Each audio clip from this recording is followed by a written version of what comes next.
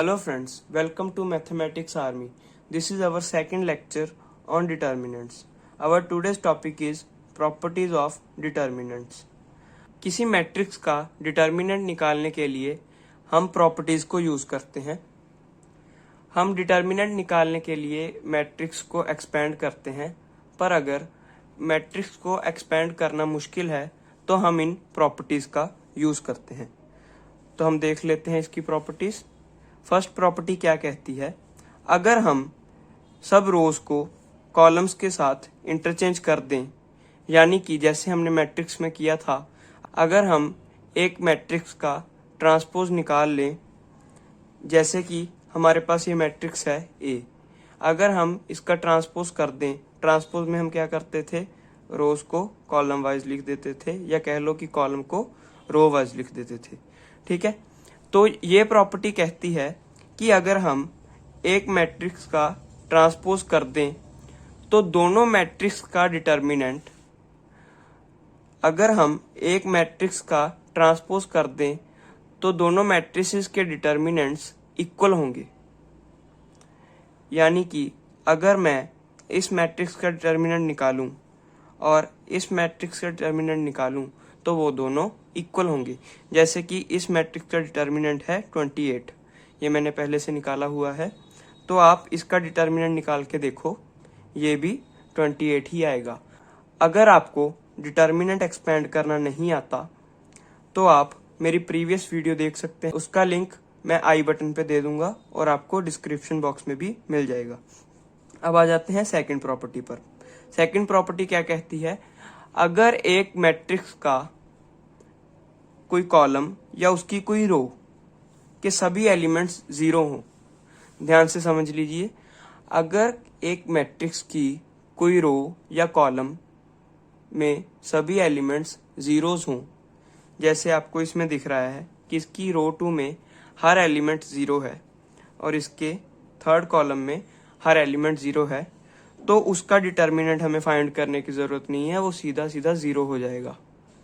यानी कि अगर किसी डिटर्मिनेंट की रो या कॉलम दोनों में से किसी के भी सभी एलिमेंट जीरो हों तो वो डिटर्मिनेंट भी जीरो होगा। ठीक है, अब आ जाते हैं थर्ड प्रॉपर्टी पर। सबसे इंपॉर्टेंट बात, हम ये प्रॉपर्टीज 3x3 मैट्रिक्स पर ही क्यों लगा रहे हैं, क्योंकि 2x2 मैट्रिक्स का डिटर्मिनेंट निकालना बहुत इजी है। उसकी सिंप्लीफिकेशन के लिए हमें प्रॉपर्टीज की जरूरत नहीं पड़ती और हमारे सिलेबस में यही मैट्रिक्स है, इसलिए हम इस पर ही प्रॉपर्टीज अप्लाई करते हैं। अब आ जाते हैं हमारी थर्ड प्रॉपर्टी पर। इसमें क्या है, इफ एनी टू रोज और columns are interchanged then sign of determinant changes. यानी कि अगर हम इस मैट्रिक्स में दो रोज को या कॉलम्स को इंटरचेंज कर दें तो उसकी वैल्यू में नेगेटिव साइन का फर्क पड़ जाएगा। जैसे हमने यहाँ पे एक डिटर्मिनेंट ले लिया, पहले तो कंफ्यूज नहीं होना, ये ट्राइंगल का सिंबल मतलब डिटर्मिनेंट, मैंने अपनी पिछली वीडियो में भी बताया था। ये सिंबल भी डिटर्मिनेंट का है, मैंने ये पिछली वीडियो में बताया था। ठीक है, अब देख लेते हैं, अगर मान लो मैं इस रो को इस रो के साथ इंटरचेंज कर दूं, तो मैंने आपको मैट्रिसेस के लेक्चर में ऑपरेशंस लिखने सिखाए थे, हम इसे लिखेंगे R2 इंटरचेंज डबल एरो के साथ R3। ठीक है, और हम इसमें प्रॉपर्टी लगा देंगे तो ये बन जाएगा, पहले R3 लिखेंगे फिर R2 लिखेंगे। अब ये इंटरचेंज हो गए तो हमारे पास ये न्यू डिटर्मिनेंट बन गया। अगर आप इसका डिटर्मिनेंट निकालो, इसकी मैंने वैल्यू पहले से लिख ली, आप चेक कर सकते हैं 28, इसका डिटर्मिनेंट निकाल के देखो, ये -28 ही आएगा। ठीक है, कहने का मतलब ये है कि अगर हम दो रोज को, आप कॉलम्स को भी इंटरचेंज कर सकते हैं, इन्हें इंटरचेंज कर दो तब भी -28 आएगा।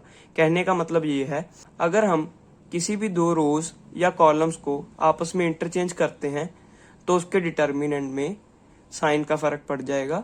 उसकी डिटर्मिनेंट वैल्यू तो सेम आएगी, पर अगर पॉजिटिव है तो नेगेटिव बन जाएगी, नेगेटिव है तो पॉजिटिव बन जाएगी। अब आ जाते हैं हमारी फोर्थ प्रॉपर्टी पर। फोर्थ प्रॉपर्टी क्या कहती है, इफ टू रोज और कॉलम्स आर आइडेंटिकल और proportional, then determinant is equal to 0। अब आइडेंटिकल क्या होता है? आइडेंटिकल मीन्स दो रोज या दो कॉलम्स बिल्कुल सेम हो, उसके एलिमेंट्स तो सेम हो ही, उनकी पोजीशंस भी सेम हो, कि दिखने में वो बिल्कुल ही सेम दिखे।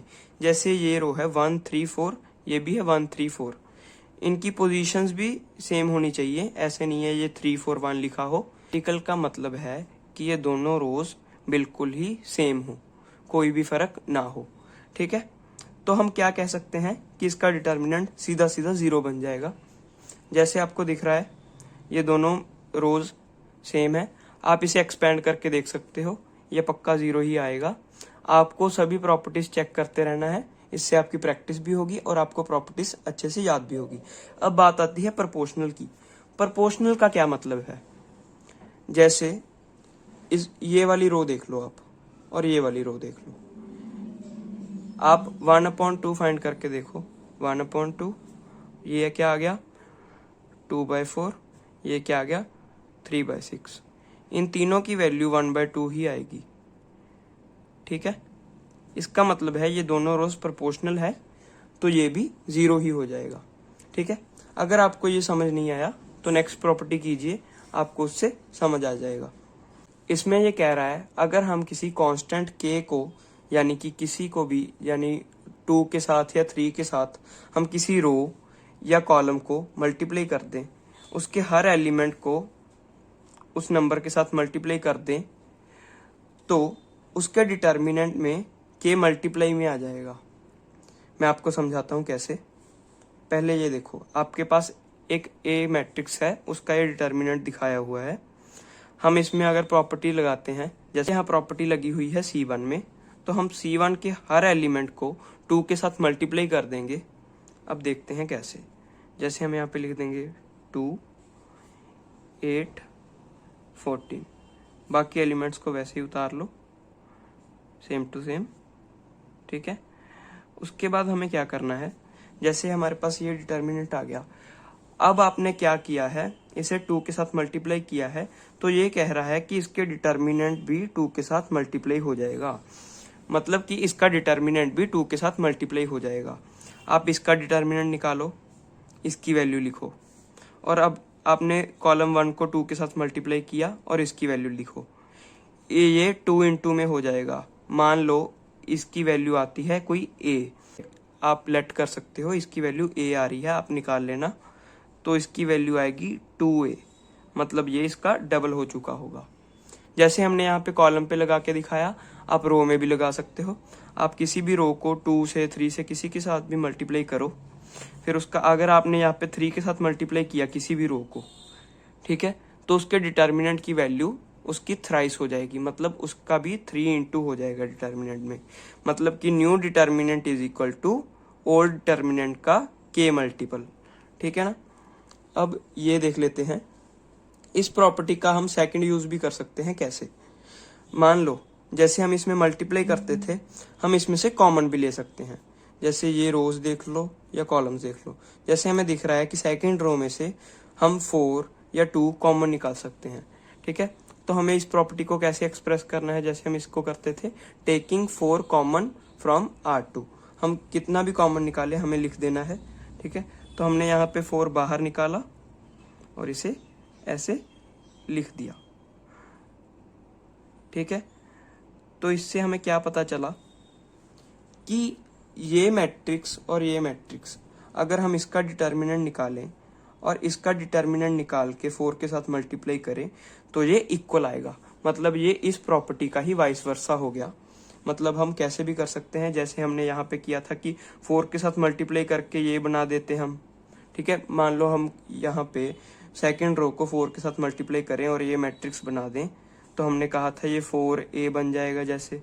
ठीक है, वैसे ये उल्टा हो गया, हमने इसमें से कॉमन निकाल लिया। अब मैंने आपको बताया था कि आपको इस प्रॉपर्टी से भी ये समझ आ जाएगा। अब देखिए, जैसे हमने यहाँ पे प्रोपोर्शनल बताया था, अगर आपको प्रोपोर्शनैलिटी नहीं चेक करनी तो आप क्या करो, इसमें से 2 कॉमन निकाल लो। 2 कॉमन निकल के सारे डिटर्मिनेंट पे आ जाएगा।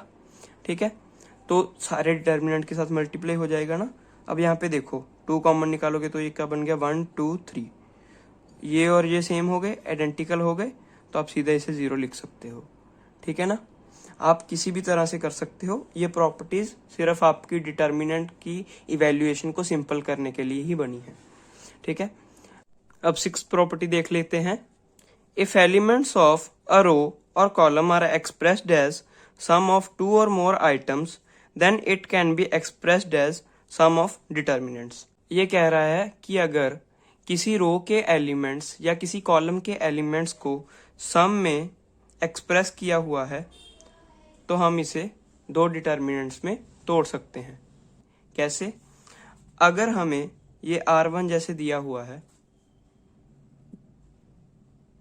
जैसे हमें ये R1 दिया हुआ है, तो अगर हम इन्हें तोड़ लें, जैसे पहले देखो आराम से, जैसे हमने ये पहले डिटर्मिनेंट में लिख लिया 1, 2 और 3, और इसके ऐड वाला लिख लिया ABC यहाँ पे। ठीक है। तो ये तो सिंगल ही है, ये प्लस में नहीं है, तो यहाँ पे भी ये सेम लिख दो, यहाँ पे भी ये सेम लिख दो, यहाँ पे भी सेम ही लिख दो। ठीक है। तो हमने इस रो को ऐसे तोड़ दिया तो ये 2 डिटर्मिनेंट्स बन गए। अब आप इसकी वैल्यू और इसकी वैल्यू निकाल कर ऐड करके देख लो, या फिर इसकी वैल्यू निकाल लो, ये सेम ही होगी। अगर हमें किसी डिटर्मिनेंट को निकालने में मुश्किल आएगी तो ये प्रॉपर्टी की यूज से हम उसे इजी कर लेंगे तोड़कर, जिसके साथ हमें एक्सपेंड करना इजी हो जाए।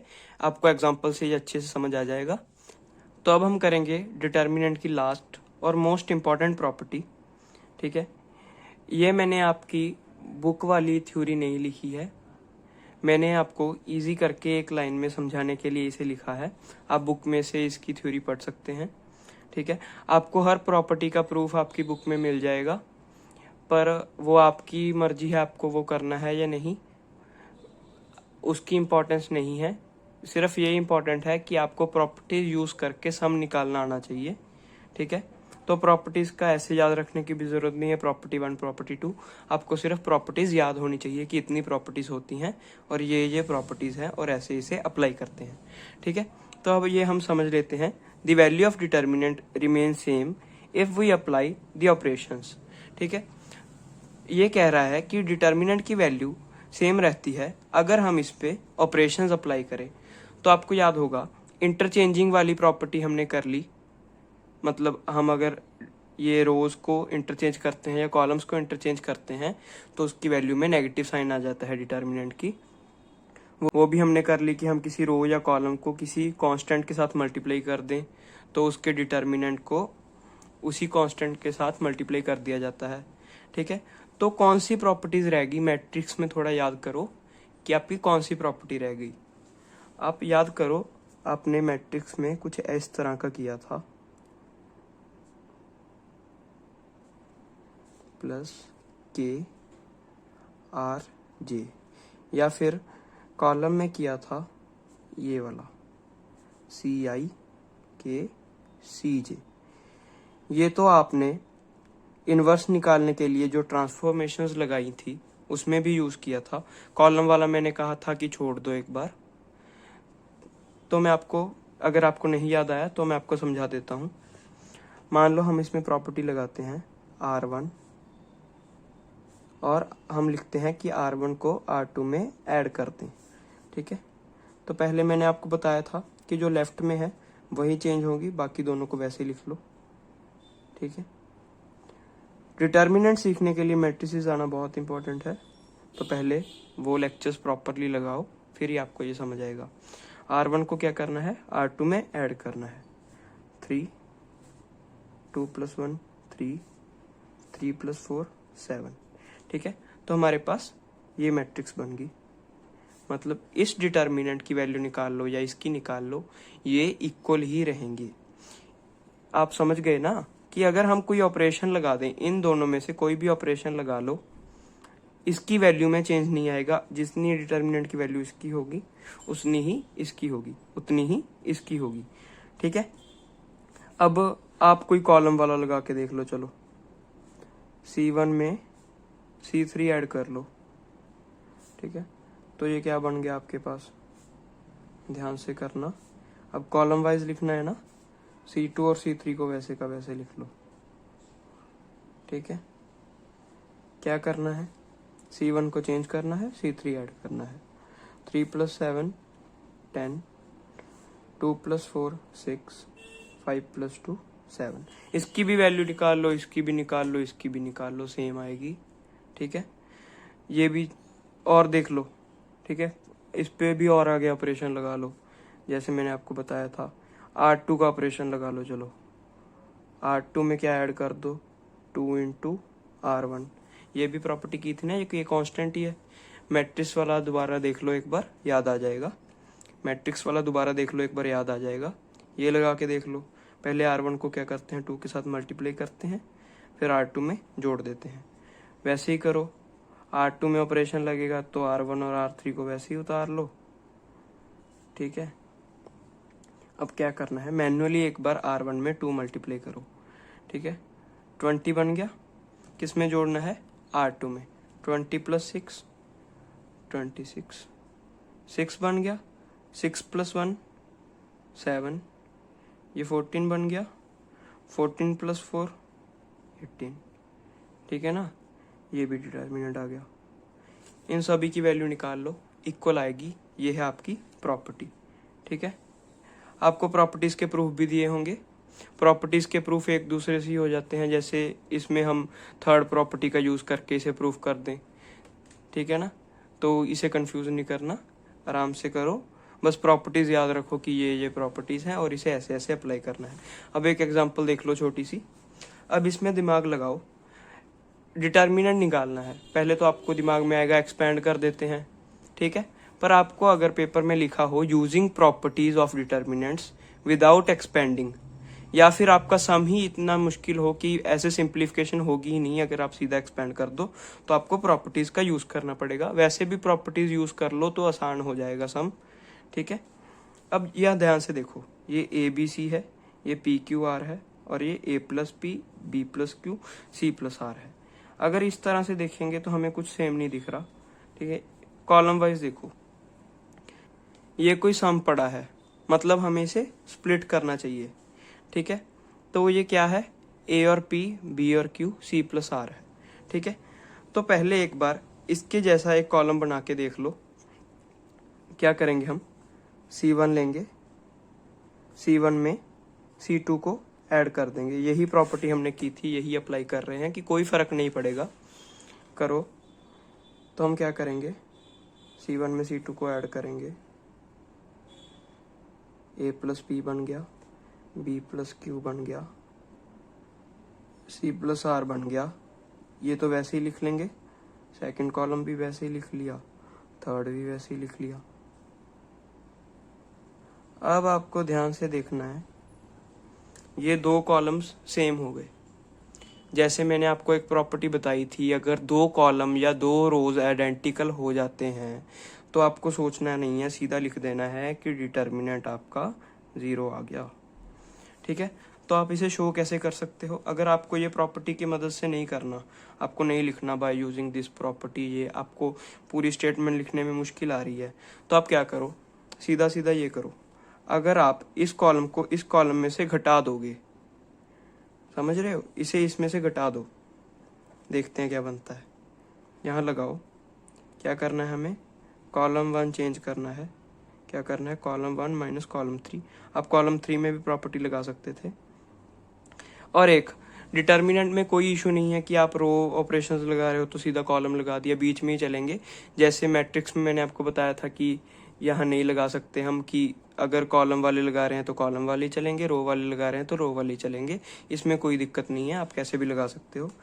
ये प्रॉपर्टी लगाओ, क्या करेंगे, इसे इसमें से माइनस कर देंगे। तो ये क्या आ गया, C1 सारा 0 0 0, ठीक है। ये लिख लो, ठीक है। सारी जीरोस बन गई, एक कॉलम में सभी जीरोस बन गई। ये भी हमने प्रॉपर्टी की थी कि सभी जीरोस हों, तो हम सीधा लिख देंगे कि डिटर्मिनेंट 0 आ गया।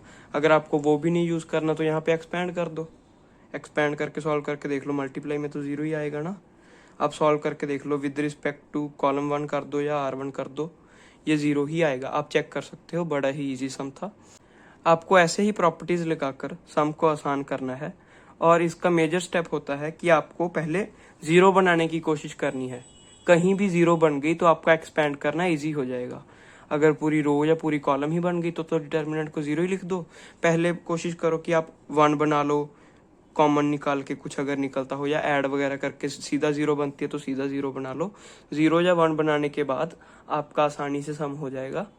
आपके बुक में एक्सरसाइज दी होगी, वो आपको अच्छे से कर लेनी है। प्रॉपर्टीज के यूज से आपको वो सही से समझ आ जाएगी। ये थोड़ा सा प्रैक्टिस वाला कंसेप्ट है, इसकी प्रैक्टिस करो ज़्यादा से ज़्यादा तो आपको समझ आने लग जाएगा कि कहाँ हम कौन सी प्रॉपर्टी कब लगाते हैं।